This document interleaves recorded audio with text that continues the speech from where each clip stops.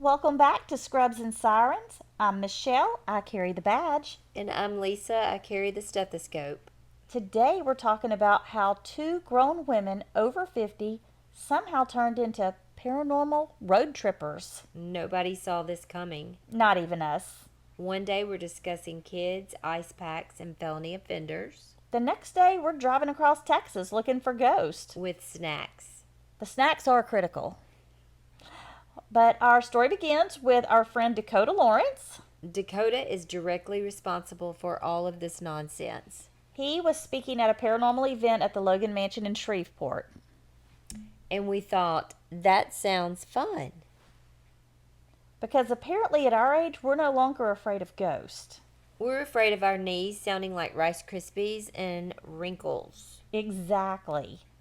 So we ended up going to this event, and honestly, we had a blast. There were ghost stories, There was lots of equipment. people taking it very seriously, And then there was us. the emotional support comedians. I don't know if we found ghosts, But we found a new hobby which is dangerous. because once you have fun doing something weird, You immediately start planning for the next weird thing. before we get into the haunted hotels, we need to talk about the ghost hunting equipment. Because apparently ghosts now require all sorts of technology. Back in the day, if your house was haunted, you just called your grandma. And she handled it with the Bible and a fly swatter. So now we've got gadgets. There's so many gadgets. These hosts pulled out equipment that looked like it was borrowed from NASA. And we're over there acting like we're impressed. I don't know what any of it does. Neither do I. They will say this device detects fluctuations in the electromagnetic fields. And I immediately just nod and smile like I understand what they're talking about. Same. Meanwhile, I'm thinking, sir, everything coming out of your mouth sounds made up. Then there's the spirit box. Dude, that is a radio that's having a complete nervous breakdown. Exactly. It sounds like somebody is spinning through 400 stations at 90 miles an hour. It's like static country music, static preacher, static Taco Bell commercial. And Dakota goes, The ghost said, Margaret. no, the ghost did not say Margaret. I heard barbecue. I heard Chevrolet. The ghost apparently has terrible dictation. But wait, my grandmother's name was Margaret. Yeah, okay. Well, so there's psychic mediums. Oh, Lord.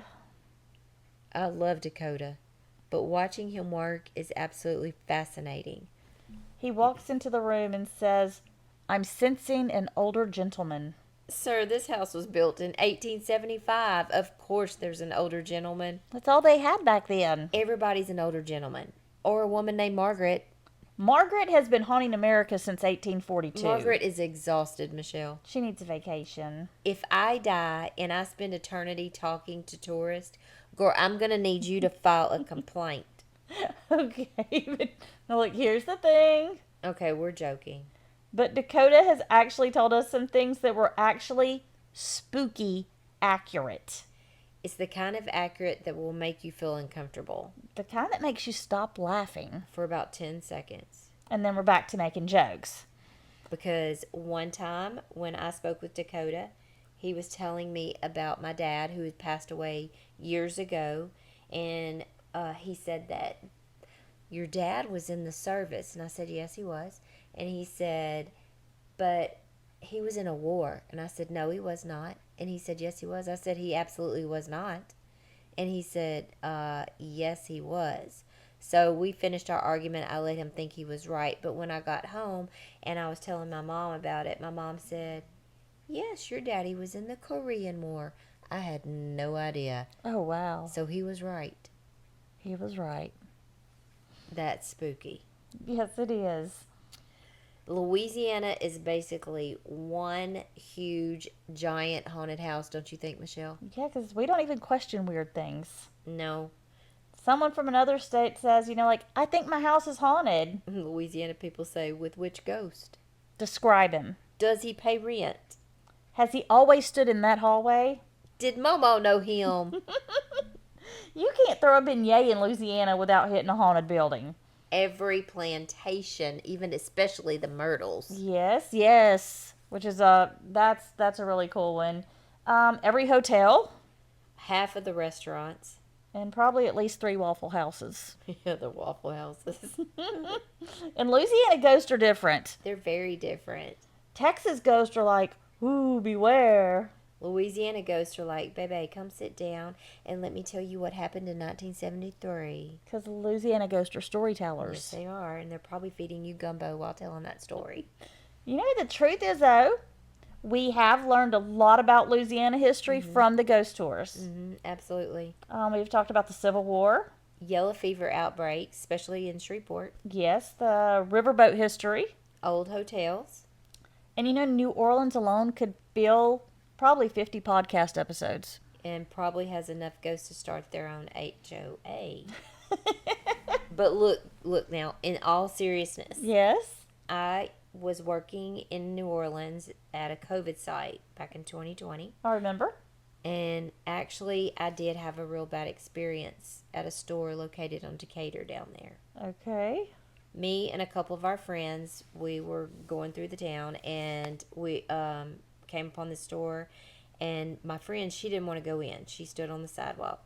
But she had this weird vibe about it, right? Okay. So I went in with our other friend that was with us, and I didn't make it 10 feet into the store when I started feeling nauseated.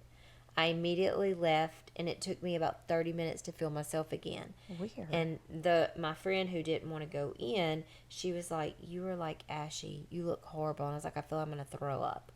So that evening, I called Dakota to ask him about it. Uh-huh. And he told me that this particular store, the owner there practices black magic. What?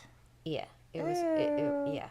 He said that leaving there was the best thing I could have done, and do not go back in there. No worries, honey. You are not going to catch me back in that store. And after I've lived down there for 2 years, I learned New Orleans is its own paranormal playground. Everywhere you go, That's you crazy. just do not mess with ghost, voodoo, or mama's gumbo recipe. Not. Absolutely. And you know, it's funny because people think that ghost hunting is all exciting, Most of the time, it's just two women sitting in the dark, trying to be quiet and listening, waiting, hearing a noise, and immediately blaming demons. when it's usually the air conditioning unit kicking on. Or it's my stomach. Oh, mostly her stomach. If we're being honest, we've never even been chased by a ghost. Nope. Never possessed. Nope. Never levitated. Thank goodness. But we have laughed so hard we cried. Multiple times. And honestly, that's worth every road trip we've been on. Exactly. If we ever do encounter a real ghost, We're probably going to ask it where the nearest Buc-ee's is. because that's a priority. Always, always. Okay, leaving Marie Laveau behind, let's enter into Jefferson, Texas. That is the place that almost ruined and ended our friendship. Now, hold on. No, we're going to tell the truth. I booked a room at the haunted Jefferson Hotel. And she fails to mention one tiny detail. I didn't know. Michelle, I honestly did not know. you didn't know because you're apparently comfortable sleeping inside a doll convention. I absolutely hate baby dolls. I never played with them when I was young. I don't like them. They're creepy. Listen. No, you listen. We opened the door. And there were dolls. A few dolls. Girl, a few. Several dolls. There were enough dolls to start their own country, their own government, their own police force. There was a lot. They were everywhere, Michelle. They were absolutely everywhere. They were on the headboard, Yep. on the dresser, Yep. on the shelves, Yes. on the walls, Yes. in the bathroom when I went to go pee. So sorry, yes. The ceiling. Oh my gosh, I'd forgotten about the ceiling. There was like a Chucky doll and that one that had like one eyeball missing. The burn marks on the face. I mean, who puts ceiling dolls in a room? Someone who hates tourists and probably is invested in therapy. I walked in and immediately thought, yep, this is it. This is going to be the day and how I die. You look like your soul left your body. I couldn't even unpack. You stood there just frozen. Because every time I turned my head, another doll appeared. It was like a paranormal whack-a-mole in there. I was afraid to even blink. And the funniest part, There is no funny part. she spent the entire night there pretending she was fine. Well, I am a professional. You were absolutely not fine.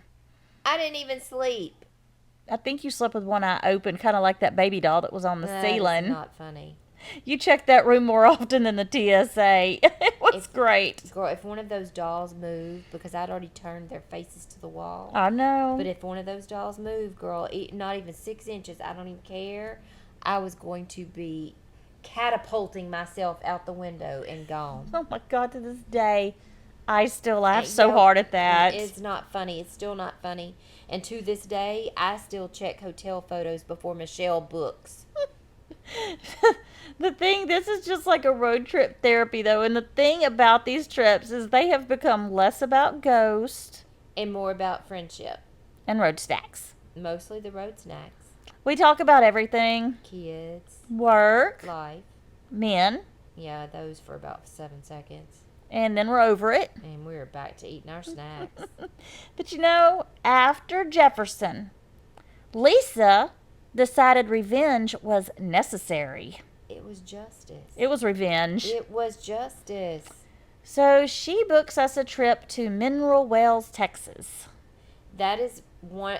It's in West Texas, and it's got one of the hauntest places. It's well known, and it's amazing. I Googled it. It was one of the most haunted locations in Texas. And honestly, probably one of the coolest trips we've ever taken. It was amazing.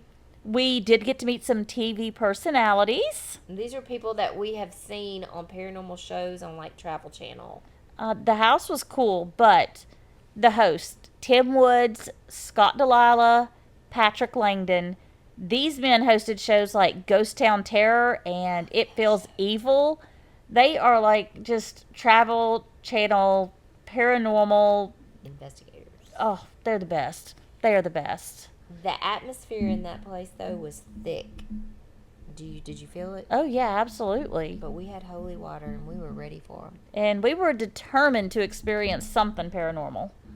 Anything. A whisper, A shadow. a ghostly knock, Just something other than us laughing at everything. footsteps. But there was the seance room. Do you remember the seance room?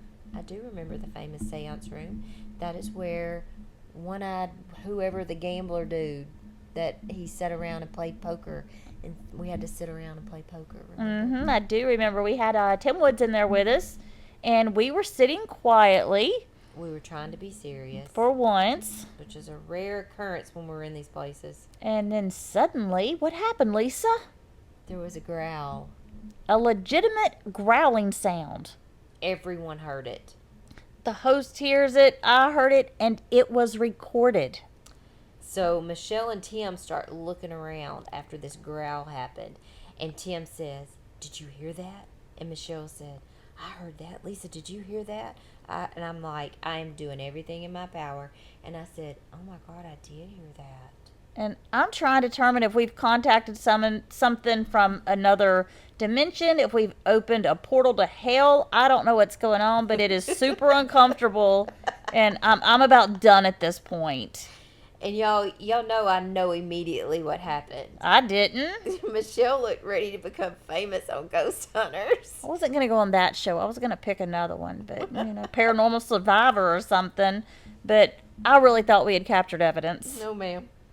And as soon as we get in the car to leave, I started laughing. like she is hysterically laughing, Because this growling demon, was not a demon. it was my stomach. The silence after she admitted that, oh my gosh. I know there was 20 minutes where we didn't even speak.